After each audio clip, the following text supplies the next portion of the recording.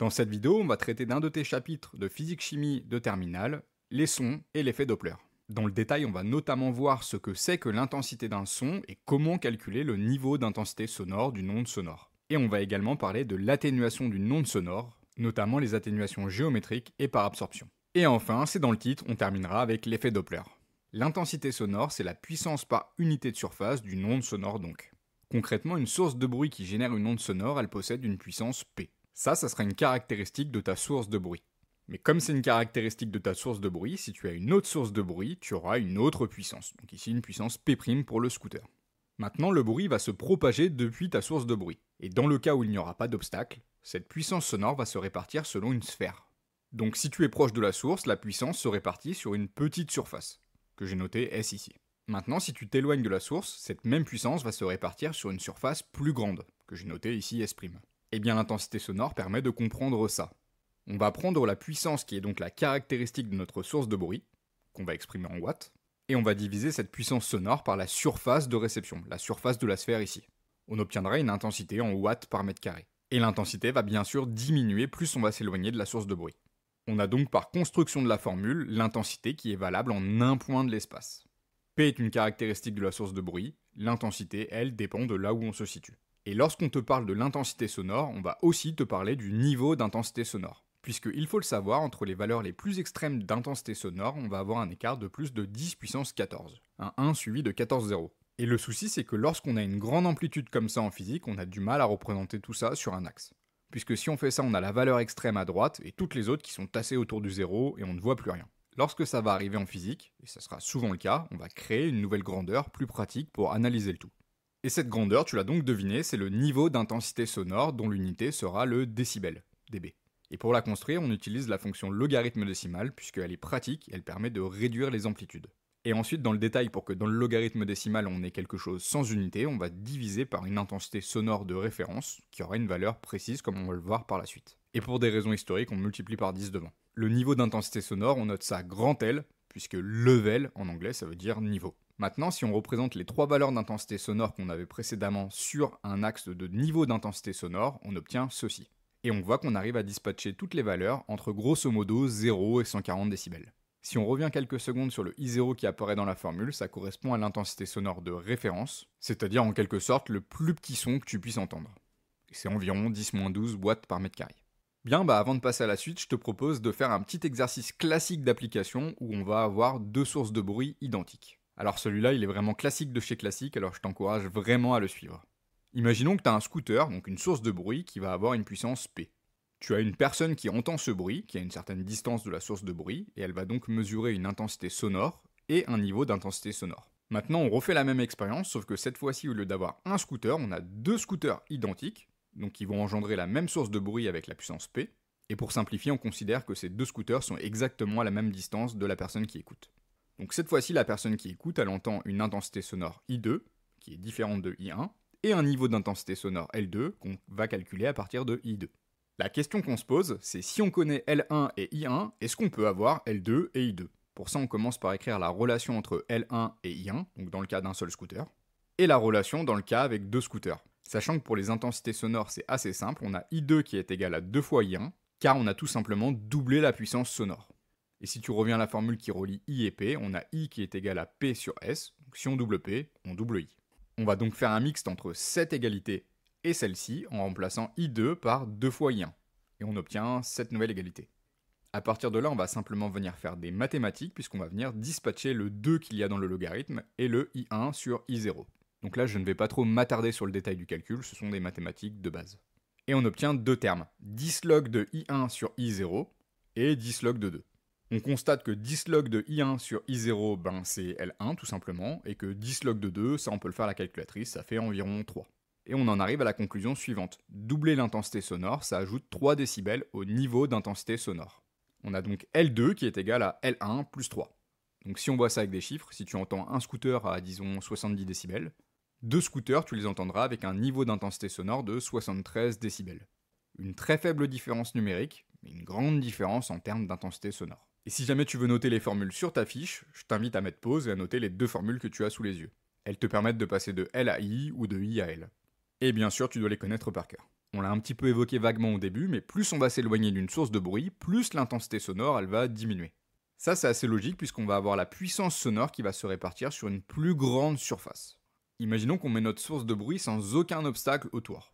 On va alors avoir le bruit qui va se répartir selon une sphère. Et pour rappel, la surface d'une sphère c'est 4pi fois r carré, r étant le rayon de la sphère. On voit dans cette formule que puisqu'il y a un carré sur le r, si la distance double, la surface elle est multipliée par 4. Et donc l'intensité sonore doit être divisée par 4 si on double la distance. Puisque je te le rappelle, on a toujours la formule I est égal à P sur S. Et si on multiplie par 4 la surface, on vient diviser par 4 l'intensité sonore. Lorsqu'on a l'onde sonore d'une source de bruit qui se propage sans obstacle, on dira qu'elle est en champ libre. On repart de la formule qui relie L à I, et on double la distance. On l'a dit, on a donc l'intensité sonore qui est divisée par 4. Et dans ce cas-là, le niveau d'intensité sonore, lui, il diminue de 6 décibels. D'ailleurs, c'est un très bon exercice, je t'invite à essayer de retrouver ce 6 décibels en faisant un petit calcul de la même manière que ce qu'on a fait avec l'exercice précédent.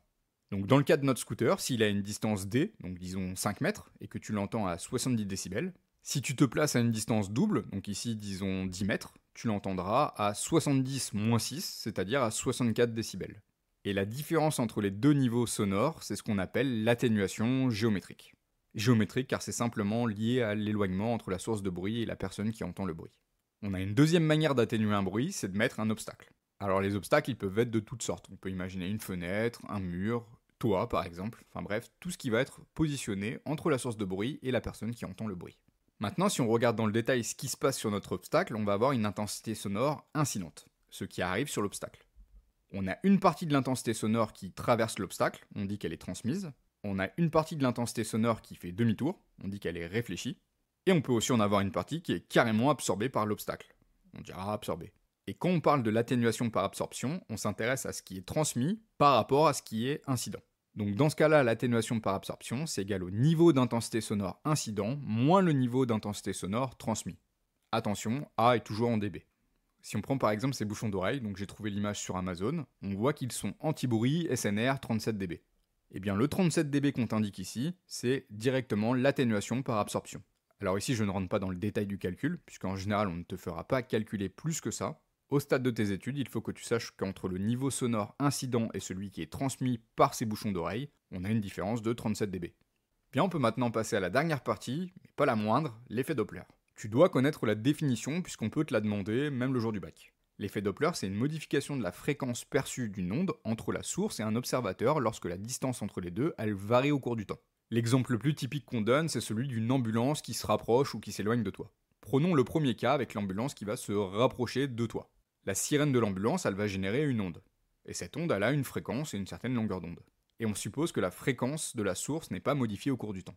Maintenant, regarde, quand l'ambulance elle avance, elle continue à émettre l'onde sonore. Mais puisque l'ambulance se déplace, elle rattrape en quelque sorte l'onde sonore à l'avant. De telle sorte que si on est devant, on aura une fréquence perçue augmentée. On en arrive donc à la conclusion que si la source se rapproche de l'observateur, la fréquence perçue est plus grande que la fréquence émise. On entend le son plus aigu si tu préfères. A l'inverse, si on a maintenant une ambulance qui s'éloigne de toi, on va avoir à l'arrière de l'ambulance, en quelque sorte, l'onde qui aura à chaque fois de plus en plus de chemin à parcourir. On en arrive à la conclusion que dans ce cas-là, la fréquence perçue, elle diminue. Si la source s'éloigne de l'observateur, la fréquence perçue, elle est plus faible que la fréquence émise. Ou si tu préfères, on entend le son plus grave. Alors tout ça, c'est pour l'effet Doppler de manière qualitative, mais on peut aussi te faire rentrer dans les détails avec une formule que tu peux avoir à utiliser. Imaginons que l'ambulance elle se rapproche toujours de nous avec une certaine vitesse v. Notre ambulance elle émet une onde sonore fs, et cette onde sonore elle a une célérité cs. Le petit s c'est pour préciser qu'on parle par rapport à la source. Et puisqu'on va en avoir besoin par la suite, on peut aussi dire que lambda s c'est égal à cs divisé par fs. Et on va commencer à dérouler un petit calcul pour essayer de retrouver une formule utile dans ce cas-là. On va chercher quelle est la longueur d'onde reçue, ou la longueur d'onde perçue si tu préfères, sachant qu'on connaît la longueur d'onde de la source, et la période de la source. Alors dans l'égalité, je dis qu'on connaît la période, mais en réalité, si on connaît sa fréquence, ça marche aussi, simplement la formule, elle s'écrit comme ceci. Puisque je te le rappelle, la période, c'est l'inverse de la fréquence. Dans cette égalité, on va venir artificiellement diviser par CS et multiplier par CS. Si on multiplie par un nombre et qu'on divise par ce même nombre, c'est comme si on n'avait rien fait. Donc ça, on a le droit de le faire. Et on reconnaît ici que CS sur FS, c'est lambda S. Et ici, bah ça, on n'y touche pas pour le moment. On vient ensuite simplement factoriser par lambda S et on obtient l'égalité suivante.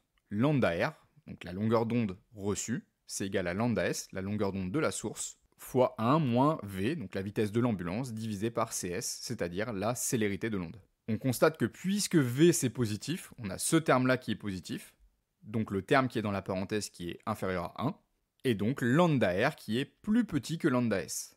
Et on a bien la longueur d'onde qui est perçue plus petite lorsqu'on la reçoit. Autrement dit, puisqu'on a une relation inverse par rapport à la fréquence est plus élevée, le son est plus aigu. Et bien sûr, on peut aussi faire le chemin inverse, c'est-à-dire que si l'ambulance elle s'éloigne de nous toujours avec une vitesse V, on va redérouler le même calcul, sauf que cette fois-ci, au départ, on aura un plus au lieu d'un moins, et on obtiendra bien l'égalité qu'on cherche à obtenir. Dans ce cas-là, on aura bien la longueur d'onde perçue qui est plus grande, et puisqu'on a une relation inverse entre la fréquence et la longueur d'onde, on a bien une fréquence plus faible, le son est plus grave. C'est tout pour cette vidéo, n'hésite pas à aller jeter un œil sur mon site pour avoir du contenu supplémentaire pour t'aider à avoir des bonnes notes pour ton bac notamment. Tu y trouveras vraiment tout un tas de contenu utile, tout ton cours en vidéo, des fiches, bref, va y jeter un œil. Et on se dit à bientôt pour de nouvelles vidéos.